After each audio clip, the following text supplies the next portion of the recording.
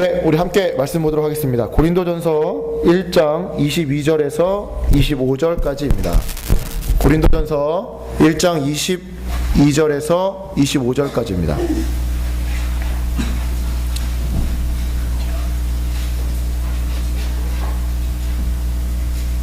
고린도전서 1장 22절에서 25절까지입니다. 네, 다 찾으셨으면 우리 얼마 안 길기 때문에 함께, 저와 여러분이 함께 한 음성으로 읽도록 하겠습니다. 시작.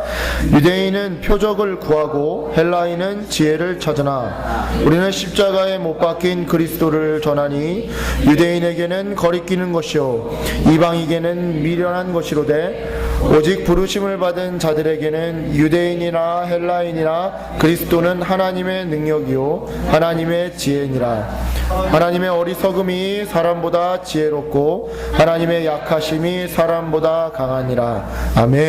네. 오늘 설교 말씀의 제목은 세 가지 부류의 사람들입니다. 세 가지 부류의 사람들. 세 가지 부류의 사람들. 정장을 이렇게 입고 올 걸 그랬어요. 네. 굉장히 좀 부끄럽습니다. 여러분 혹시 컴퓨터 오락 좋아하세요? 컴퓨터 오락 좋아하세요? 네. 안 좋아하세요? 네, 감사합니다. 저도 안 좋아해요. 요즘 우리 교회 청년들 보니까 저도 안 좋아해요. 우리 교회 청년들 보니까 롤, LOL, 레전드, 리그 오브 레전드, 예, 좀 알아듣지도 못하겠습니다. 예, 롤을 많이 하시는 것 같아요. 예. 여러분 우리 교회 롤 많이 하시나요, 동민아? 아, 그래요? 그래요. 예. 아니 저는 여러분한테 동민한테 물어본 거 아니에요. 예, 그렇습니다. 저는 게임을 그렇게 좋아하지는 않습니다. 그냥 가끔 스트레스를 풀려고 스타크래프트를 하는 정도입니다. 예, 일단은 저는 이제 컴퓨터 접속하면 스타크래프트 일단은 컴퓨터와 저 1대7로 대결을 벌입니다. 제가 잘해서는 아니고요. 대결을 하는 순간 저는 이제 쇼미더머니, 블랙시웨를 칩니다. 치트키죠. 돈을 일단 한 5번, 6번을 치고 돈을 이렇게 모아놓은 상태에서 싸움을 안 합니다. 싸움은 안 하고요. 일단 수비를 잔뜩 해놓고 건물을 짓습니다. 오하이어를 맞춰서 그러고 나서 다 이제 건물을 짓고 나면 더 이상 지을 땅이 없을 만큼 오하이어를 딱 짓고 나면 굉장히 제 마음속에 있는 스트레스와 이런 짜증들이 이렇게 해소돼 그런 것들을 이렇게 굉장히 기뻐합니다. 오하이어를 아주 반듯하게. 스타크래프트를 보면 여러분 세 종족이 나오죠? 세 종족이 나오는데 여러분 다 아시다시피 테란, 프로토스, 그리고 저그, 이렇게 세 종족이 나옵니다. 여러분 어떤 종족을 좋아하세요? 저는 테란을 좋아합니다. 왠지 아십니까? 테란이 그나마 오하이어를 맞추기 굉장히 쉽습니다. 이렇게. 오하이어 굉장히 중요합니다. 아무튼 스타크래프트는 이 우주의 생명체들을 세 종족으로 구분하여 묘사합니다.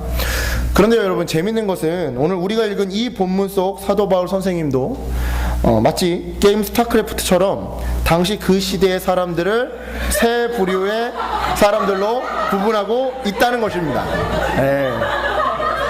아니 뭐 말이 그렇다는 거고요. 보다 정확하게 말하자면 하나님께서 웃지 마세요. 하나님께서 사도 바울을 통해 당시 그 시대의 사람들을 세 부류로 나누셨다는 것입니다. 여러분 그 세 부류는 바로 누구였을까요? 바로 유대인과 헬라인 그리고 부르심을 받은 자들이었습니다. 여러분 잠을 깨우려고 이렇게 했는데 악효과가 나는 것 같습니다.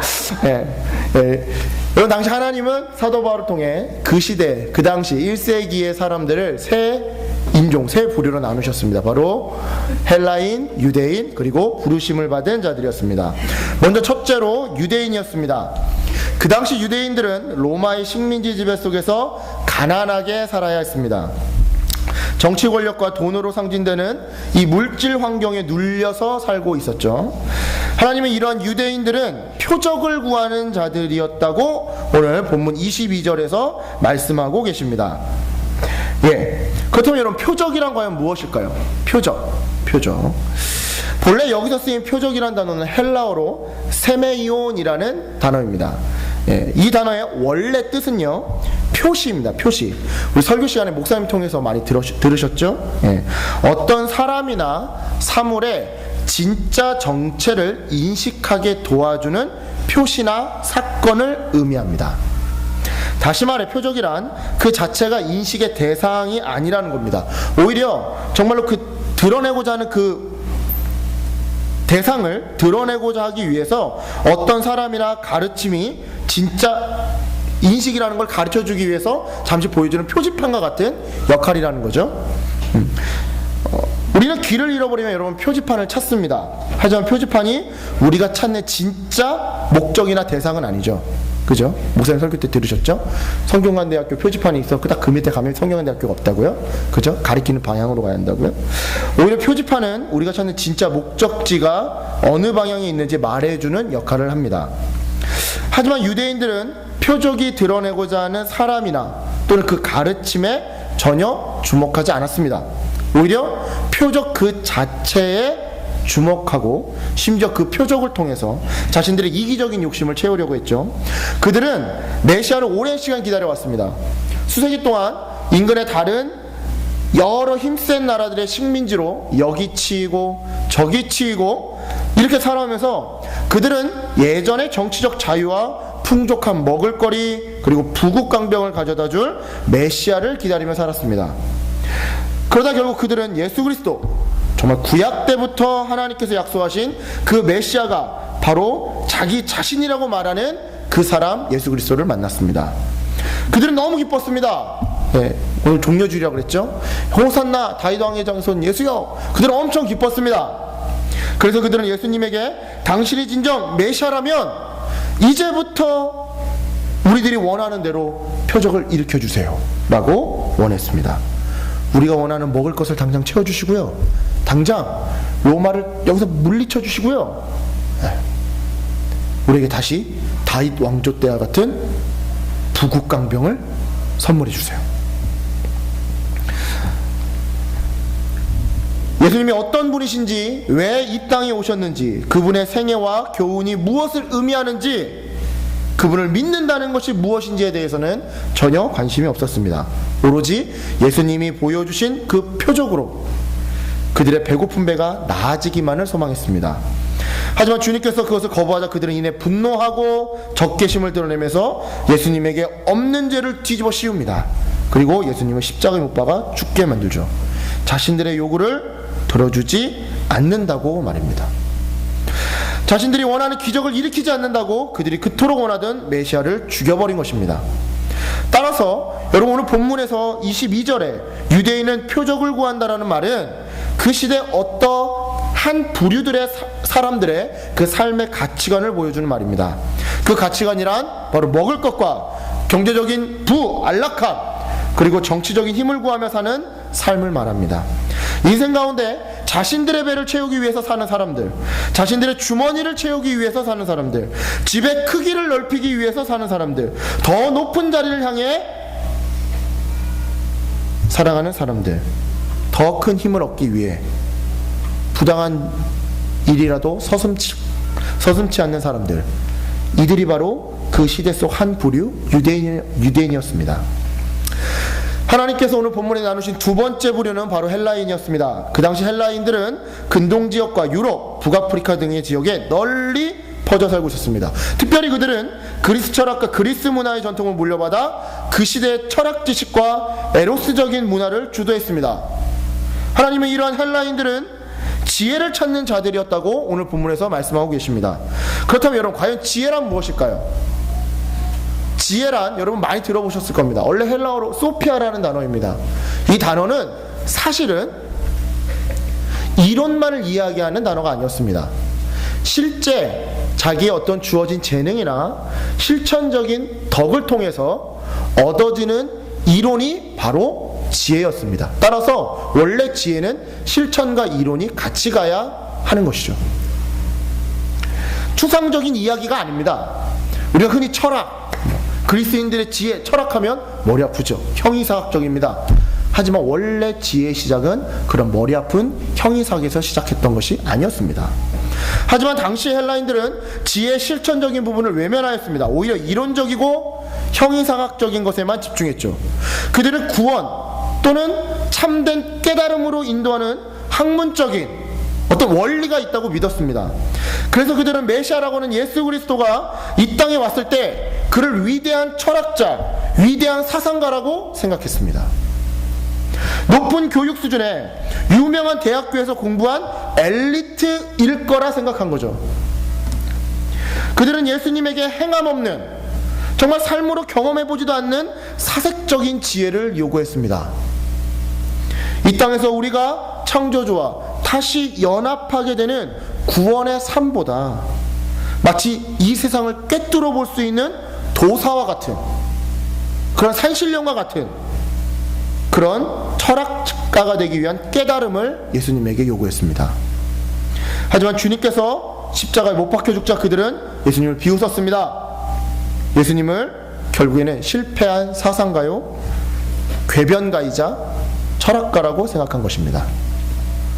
따라서 22절의 헬라인은 지혜를 찾는다라는 말은, 그 말씀은 역시나 그 시대 어떤 한 부류들의 삶의 가치관을 보여주는 말입니다. 그 가치관이란 높은 학력과 학점, 엘리트주의를 구하며 사는 삶을 말합니다. 인생 가운데 전문가적인 학위나 학식을 지나치게 강조하는 사람들, 학점과 학벌에 지나치게 연연하면서 그것이 마치 성공과 자기 위안의 유일한 길이라고 믿고 사는 사람들, 학위 따는 것에만 연연하는 사람들, 고학력자들만 채용하려는 사람들, 채울 수 없는 자신의 공허함과 치유할 수 없는 상처를 지식으로만 채우고 치유하려는 사람들, 이들이 바로 그 시대 속 한 부류 헬라인이었습니다. 하나님께서 오늘 본문에서 나누신 마지막 그 시대의 사람들은 바로 부르심을 받은 자들이었습니다. 오늘 우리 본문에 나오죠. 24절에 오직 부르심을 받은 자들. 그 당시 부르심을 받은 자들이란 예수 그리스도의 십자가의 고난과 부활의 은혜 앞에 감격과 사랑의 눈물을 쏟은 자들이었습니다. 나의 죄를 위해 죽으시고 부활하신 것을 믿으면서 자신이 유대인이든 헬라인이든 귀족이든 노예이든 의인이든 창녀이든 깨어진 하나님과의 관계를 회복시켜 주시는 그 은혜에 감격하여 예수님께 사랑의 고백을 올려드리던 사람들이 바로 부르심을 받은 자들이었습니다. 그리고 나아가서는 자신의 마음의 주인으로 예수 그리스도를 모셔드린 그 사람들이 바로 부르심을 받은 자들이었습니다. 특별히 이들은 십자가에 못 박힌 그리스도를 전했다고 오늘 본문 23절에 나오고 있습니다. 우리는 십자가에 못 박힌 그리스도를 전하니. 여러분, 내 기준, 내 편한 대로 나의 안정과 편안함이 우선이라고 하는 이 자기중심성, 이 자기중심성의 감옥에서 우리를 해방시키러 오신 그 예수 그리스도를 전하는 자들이 바로 이들이었습니다. 그리고 그 목적을 위해 하늘에 하나님이시기를 멈추시고 친히 인간의 형상으로 자기를 낮추시사 죄가 하나도 없으심에도 불구하고 우리 죄인과 자신을 동일시 여기시면서 우리 대신 십자가에 자기를 대속물로 희생하신 그 예수 그리스도를 전하는 자들이 바로 이들이었습니다. 그런데 우리는 여기서 잠시 이 23절에 나와 있는 단어 전하니, 이 단어를 좀 주목해 보려고 합니다. 이 단어는 원래 케루소라는 헬라어 단어입니다. 헬라어 단어를 참 제가 많이 얘기하죠. 아무튼 케루소라는 단어입니다. 전에도 제가 한번 말씀드렸는데, 저희 담임 목사님, 제가 맨 처음에 담임 목사님 뵀을 때 담임 목사님이 칠판에다가 이제 성경 막 이렇게 한자 이렇게 막 한자를 파싱한다고 해야 될까요? 한자를 이렇게 분해하시면서 설교하시고 막 영어 성경 이렇게 말씀하시고, 그래서 와, 저는 솔직히 예전에 제가 경험했던 목사님들에서 그런 모습을 못 봤어요. 그래서 와, 진짜 대단하다. 나중에 이제 신대원 갈 때 나는 뭘로 승부수를 띄울까? 제가 저한테 이런 말씀 드린 적이 있는데, 나는 뭘로 승부수를 띄울까? 그래서 헬라어밖에 없다. 이러면서 그래서 사실 저 이 본문을 준비하면서 한 3주 전부터인가요? 헬라어 원문을 보면서 이렇게 막 파싱하고 막 그랬었거든요. 그래서 헬라어 얘기가 좀 많이 나오는 것 같습니다. 헬라어 케루소라는 단어입니다. 여기서 전하니 케루소. 이 케루소라는 단어는 공개적으로 선포하며 설교하다라는 뜻을 가진 단어입니다. 공개적으로 선포하는 겁니다. 여러분, 그렇다면 이들 부르심을 받은 자들은 예수 그리스도를 공개적으로 지금 선포했다는 얘기가 되는 거예요. 여러분, 잡히면 죽을지도 모르는 상황입니다. 그럼에도 그들은 죽기를 각오하고 공개적으로, 공개석상에서, 이런 교회에서 한 게 아닙니다. 길거리 나간 거예요. 저 카페바늘 앞에 그 횡단보도 거 앞에 나가가지고 전한 겁니다. 잡히면 죽을지도 모름에도 말이죠. 어떤 것으로도 채울 수 없는 공허함과 그 외로움을 치유하신 예수 그리스도를 선포했습니다. 언제나 실수하고 싸움을 낳는 자기중심성이라는 이 감옥을 허물기 위해 멈추시고 낮추시사 동일시 되시고 희생하신 그 예수 그리스도를 선포했습니다. 그리고 무엇보다 그 선포한 대로 그들은 살아갔습니다. 그들이 만약 선포한 대로 살지 않았다면 여러분, 그들은 사기꾼에 불과했을 겁니다. 그들의 밑바닥은 금방 드러났을 거예요. 선포의 진정 능력이 있으려면 여러분, 그 선포대로 살아내는 몸부림이 있어야 합니다. 예. 그 사실 이 자리가 사실 저도 무겁습니다. 왜냐하면 선포하는 대로 제가 먼저 살아야 하기 때문입니다. 그래서 어쩔 때는 참 설교의 자리가 무섭고 서기가 싫습니다. 하지만 그들은 선포한 대로 살았습니다. 예수님과 같이 자신을 멈추고 낮추며 타인과 동일시하고 그들을 위해 희생하며 살았습니다. 따라서 23절에 부르심을 받는 자들은 십자가에 못 박힌 그리스도를 전한다 라는 이 말씀은 그 시대 속 마지막 한 부류들의 삶의 가치관을 보여줍니다. 그 가치관이란 바로 예수 그리스도를 통해 타인과 세상이 구원받도록 예수의 십자가를 전하는 삶, 자신의 성격과 습관을 멈추고 그리고 자신을 겸손히 낮추면서 자신을 창녀나 불황자와 같이 동일시 여기고 그들을 위해 기꺼이 자신을 희생하는 삶을 사는 사람들, 그 삶의 가치관, 그들이 바로 부르심을 입은 자들이었습니다. 따라서 여러분, 당연히 이 십자가에 못 박힌 그리스도가 유대인에게는 장애물이고 헬라인에게는 어리석음일 수밖에 없습니다. 힘과 권력, 돈과 평안을 요구하는 유대인들에게 예수님의 십자가의 원리는 당연히 그 발목을 붙잡는 장애물입니다. 학벌과 지식, 엘리트적인 전문의식과 지적 우월주의를 요구하는 헬라인들에게 인간의 형상으로 오사 죄인과 동일시 되시고 고난받으사 젊은 나이에 정말 말 그대로 요절한 개죽음 당한 그 십자가에 죽은 예수는 실패한 궤변론자에 불과했습니다. 하지만 이 십자가에 못 박힌 그리스도가 부르심을 받은 자들에게는 하나님의 능력이요 하나님의 지혜였습니다. 도무지 변화되지 않을 것 같은 도박, 미신, 우상, 중독, 실패감, 분노, 절망에서 사람을 건져내어 변화시켜낸 능력이요 바로 지혜였습니다. 고문과 순교라는 위협 앞에 오히려 서쪽으로는 스페인에서 동쪽으로는 인도에까지 교회를 세우게 한 하나님의 능력이요 하나님의 지혜였습니다. 예수 그리스도를 따라 멈추고 낮추며 동일시하고 희생하며 살 때 그 삶이 바로 하나님의 능력이요 지혜였습니다. 실제로 사도 바울과 그의 동역자들을 살펴보면 우리는 이러한 십자가에 못 박힌 그리스도를 선포하는 삶이 진정 하나님의 능력과 하나님의 지혜라는 진리를 우리는 다시금 확인하게 됩니다. 여러분, 사도 바울은 여러분 다들 알다시피 유대인 가말리엘 학파의 최고 엘리트였습니다. 그는 가만히만 있어도 자기가 무슨 노력을 별다르게 하지 않아도 그냥 유대 사회의 최고위층으로 승진할 그럴 사람이었습니다. 하지만 그는 그러한 자신의 삶을 멈추었습니다.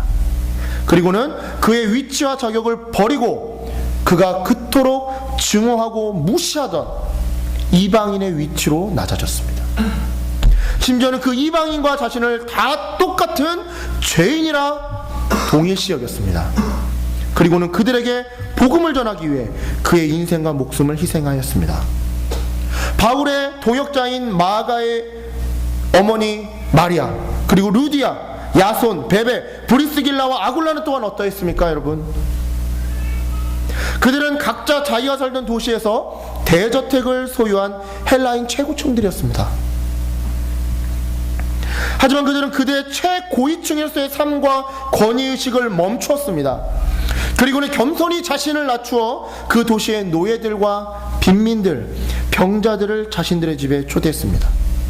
심지어는 그 하층민과 자신들을 동일시해서 같은 테이블에 앉아 같이 식사를 하였습니다. 그리고는 자신들의 재물과 집을 희생해서 그들을 먹이고 입히고 치료해주고 섬기면서 복음을 전했습니다. 그 섬김을 받아본 하층민들은 그 주인들과 감히 한 상에 앉아 함께 밥을 먹는 것이라고는 생각지도 못해본 사람들이었습니다. 하지만 그 동일시 여기는 사랑을 받았을 때 그들이 주의 부르심 받은 자들로부터 받은 그 섬김과 사랑은 그들의 상실된 자아를 회복시키는 하나님의 능력이 되었습니다.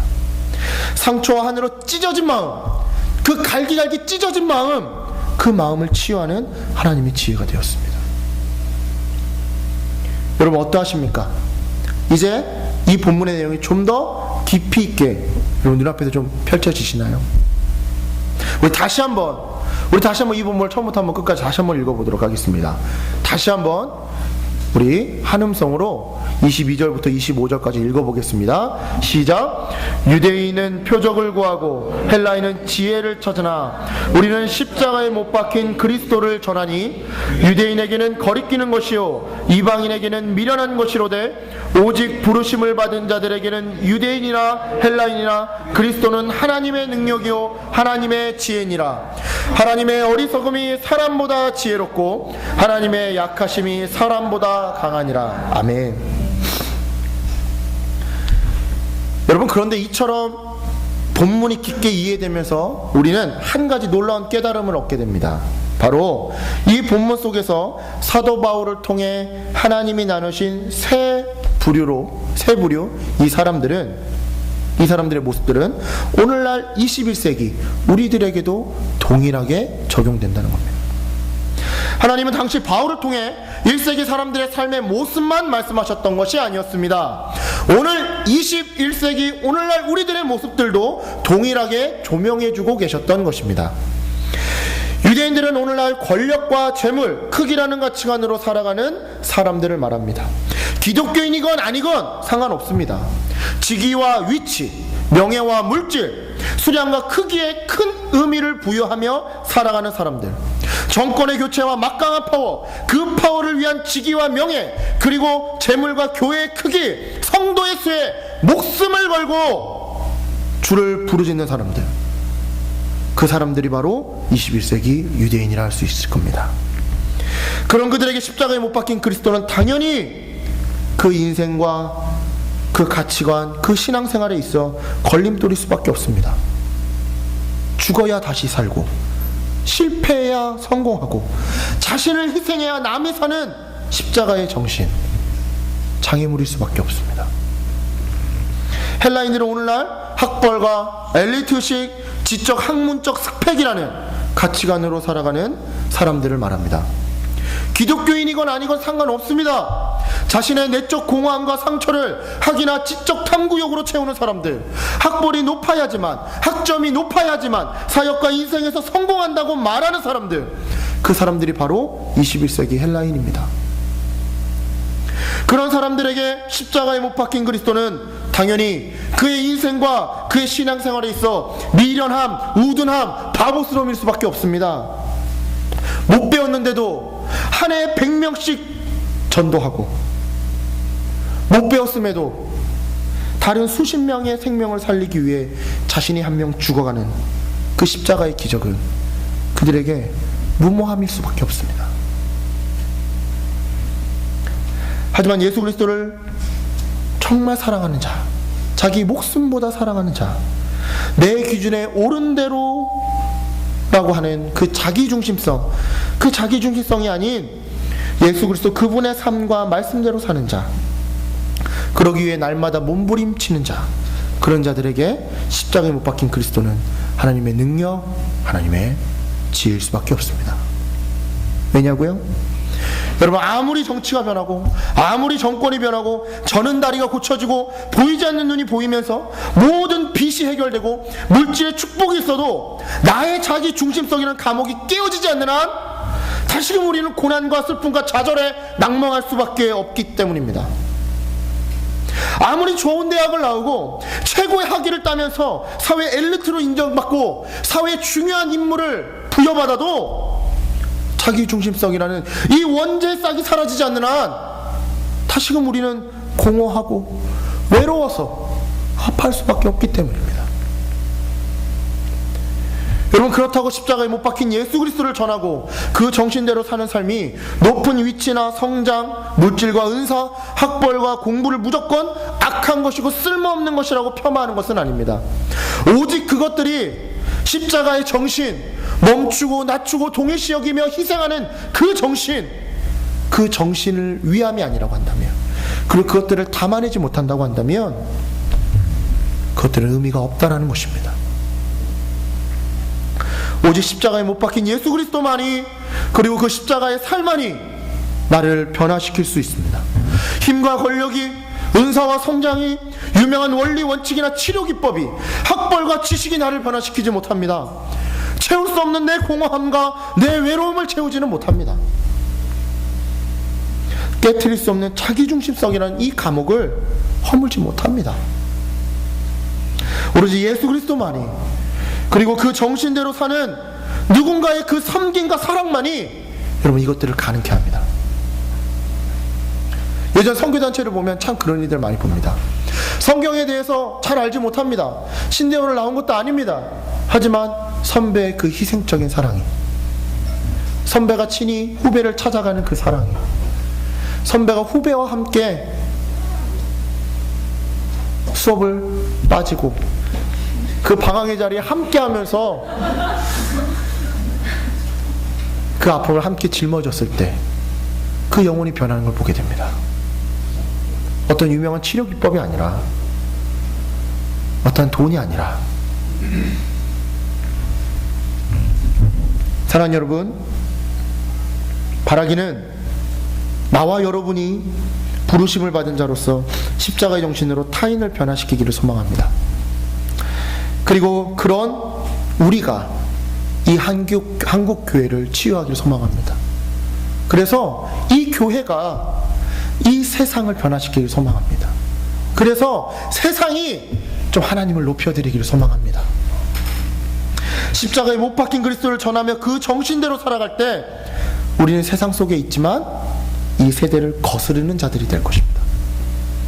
세상이 교회를 욕할 때 우린 다시금 복음으로 그들을 품을 수 있을 것입니다. 그들에게 당당히 복음 전할 수 있을 것입니다. 세상도 더 이상 교회를 욕하지 않을 것입니다. 오히려 교회를 통해 예수 그리스도를 보고 찬양할 것입니다. 사랑하는 여러분, 여러분은 유대인이십니까? 아니면 헬라인이십니까? 아니면 부르심을 받은 자들입니까? 지금 당장 부르심 받은 자들이 아니어도 좋습니다. 부르심 받은 자들이 되기 위해 몸부림치시는 자들입니까? 멈추시고 낮추시사 동일시하시며 희생하신 그 고난받으신 십자가의 예수님을 장애물이라 생각하는 사람이십니까? 아니면 어리석음이라고 생각하시는 사람입니까? 아니면 그것이 진정 하나님의 능력, 하나님의 지혜라고 생각하시는 사람이십니까? 사랑하는 여러분, 나와 너, 우리, 그리고 이 교회, 세상에 참 치유와 참 회복과 참 자유와 참 평안을 줄 진정한 하나님의 능력과 하나님의 지혜는 바로 십자가에 못 박힌 예수 그리스도요, 그 정신대로 사는 우리의 삶입니다. 사랑하는 여러분, 간절히 바라기는 우리 포도나무교회 성도 모두가 이 부르심을 입은 자들, 이들의 가치관으로, 이 부류의 사람들로 사시기를 주님의 이름으로 축원합니다. 아멘. 명심하시기 바랍니다. 하나님의 어리석음이 사람보다 지혜롭고 하나님의 약하심이 사람보다 강합니다. 아멘. 함께 기도하시겠습니다. 사랑하는 풍성하신 하나님 아버지, 우리가 시간 짧게나마 주님의 말씀을 함께 나눴습니다. 우리가 한때는 뜨거운 기도에도 빠져봤습니다. 감정적인 신앙에도 빠져보고 은사주의에도 빠져보았습니다. 여러 가지 세상 기법을 만나보기도 했고, 물질로도 나를 채워보기도 했고, 학벌로도 나를 채워보기도 했으며, 지식으로도 나를 채워보려고 했습니다. 하지만 하나님, 그것들이 여전히 타는 듯한 내 갈증을 채우지는 못했음을 고백합니다. 여전히 내 공허함과 내 외로움을 채우지는 못했음을 고백합니다. 여전히 내 중심이라고 하는 그 감옥에서 나를 자유하게 해방시키지는 못했음을 고백합니다. 하지만 주님, 우리가 보기에는 어리석고 우리가 보기에는 약한 그 예수 그리스도의 그 십자가의 사랑이 오로지 우리를 변화시키고 우리를 해방시키는 능력이요 지혜임을 고백합니다. 주님, 오늘 이 말씀을 들은 우리 포도나무 교회 성도들을 붙들어 주시옵소서. 그래요, 이들이 세상을 살아감에 있어서 비록 그들의 발은 이 세상을 딛고 살아가지만 하나님, 예수 그리스도의 그 정신으로 살아갈 수 있도록 도와주시옵소서. 먼저 멈추고, 먼저 낮추며, 먼저 동일시 여기고, 먼저 희생하며 살아갈 때에 우리 포도나무 교회 성도들을 통해 세상이 치유되고 교회가 치유되고 아버지 하나님께서 영광 받을 수 있도록 하나님 우리에게 복을 허락하여 주시옵시고 우리를 붙들어 주시옵소서.